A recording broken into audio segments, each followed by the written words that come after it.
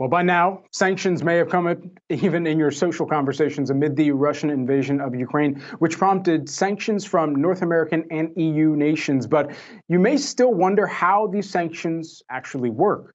Joining us now is Kevin Wolf, Akin Gump partner and former Assistant Secretary of Commerce for Export Administration. Kevin, good to have you here with us today. First and foremost, by definition, sanction, a penalty for violating a rule or law. But what's the next step in enforcement? Under both export control and sanctions rules, there are civil and criminal penalties, monetary penalties for violating or criminal penalties for willful violations. And then also companies can be either subject to additional sanctions where they're cut off from trade from the U.S., or on the export control side, added to a list of proscribed persons that would prohibit exports to those companies as part of a punishment.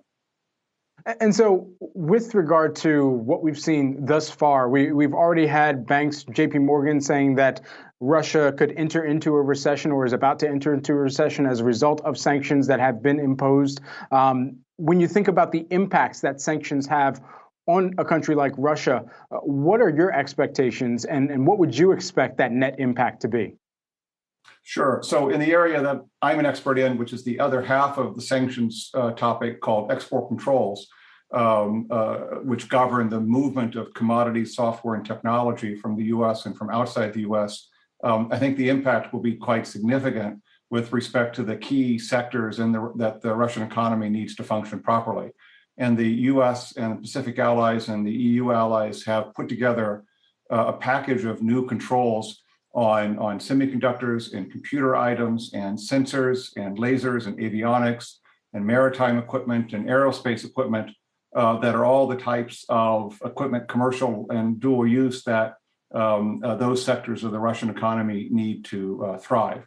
So given that they don't have as much significant indigenous production in those areas, being cut off from supplies of key parts and components and production technology and software will have eventually, both in the short term, but certainly over the long term, a significant impact on the ability of those sectors to function properly in Russia. So I guess further to the exports then, how does a sanction-imposed environment then also impact companies who have a history of exporting to Russia? So companies that export to Russia are all scrambling, both in the U.S. and outside the United States, to read the new law, which is really quite novel and quite complex and quite broad in its scope, in order to ensure compliance. There are some types of items that can be granted a license, such as if for safety of flight reasons or maritime safety or for humanitarian reasons. And then there are some types of items that don't require a license at all, if they are the types of things that are used by ordinary people, consumer or commercial communications devices, for example, cell phones and laptops. And so what companies that export to Russia have to do is go through these complex rules and decide what's needed to comply. And to the extent a license is required, shut down shipments until a license is granted. And to the extent that an end user is involved, such as a military end user, that's been identified in the regulations, stop all transactions generally. And so in your experience, what are the considerations in determining the proportionate extent of a sanction, knowing that not only it can in fact impact the company or the country that the sanctions are levied towards, but also impacts some of the very companies in other nations who rely on those exports as well?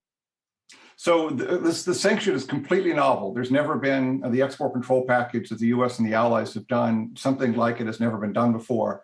One, it's completely multilateral. The U.S. and the EU and the Pacific allies and Canada are all coming together with common licensing policies and common lists of items and common actions that are focused, A, squarely on Russia. So the collateral consequences outside of Russia should not be that significant.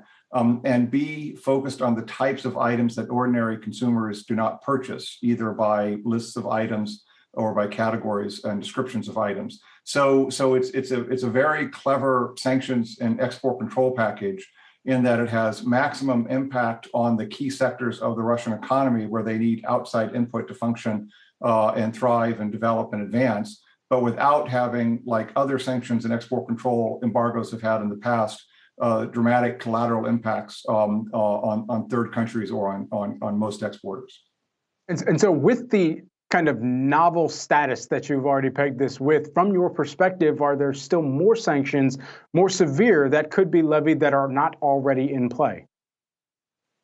Sure. On the export control space, there's always room for revision and tweaking.